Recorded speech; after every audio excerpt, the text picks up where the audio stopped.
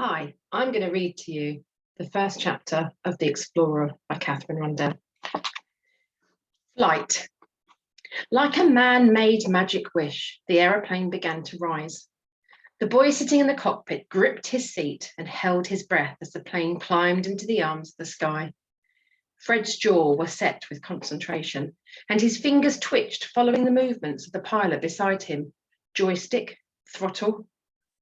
The aeroplane vibrated as it flew faster into the setting sun, following the swerve of the Amazon River below them. Fred could see the reflection of the six-seater plane, a spot of black on the vast sweep of blue, as it sped towards Manaus, the city on the water. He brushed his hair out of his eyes and pressed his forehead against the window. Behind Fred sat a girl and her little brother. They had the same slanted eyebrows and the same brown skin, the same long eyelashes. The girl had been shy, hugging her parents until the last possible moment at the airfield. Now she was staring down at the water, singing under her breath, her brother trying to eat his seatbelt. In the next row, on her own, sat a pale girl with blonde hair down to her waist. Her blouse had a neck ruffle that came up to her chin, and she kept hugging it down and grimacing. She was determinedly not looking out of the window.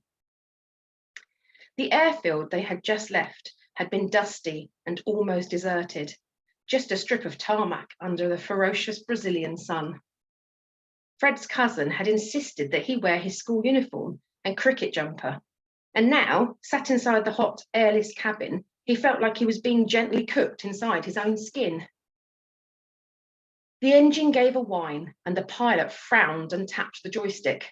He was old and soldierly, with brisk nostril hair and a grey waxed moustache which seemed to reject the usual laws of gravity.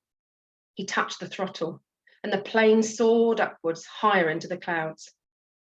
It was almost dark when Fred began to worry. The pilot began to belch, first quietly, then violently and repeatedly. His hand jerked, and the plane dipped suddenly to the left. Someone screamed behind Fred. The plane lurched away from the river and over the canopy. The pilot grunted, gasped, and wound back the throttle, slowing the engine. He gave a cough that sounded like a choke. Fred stared at the man. He was turning the same shade of grey as his moustache. "Are you all right, sir?" he asked. "Is there something I can do?" Fighting for breath, the pilot shook his head. He reached over to the control panel and cut the engine. The roar ceased. The nose of the plane dipped downwards. The trees rose up. "What's happening?" asked the blonde girl sharply. "What's he doing? Make him stop." The little boy in the back began to shriek. The pilot gasped Fred's wrist hard for a single moment. Then his head slumped against the dashboard, and the sky, which had seconds before seemed so reliable, gave way. If you want to find out what happens, you'll have to read the rest of The Explorer.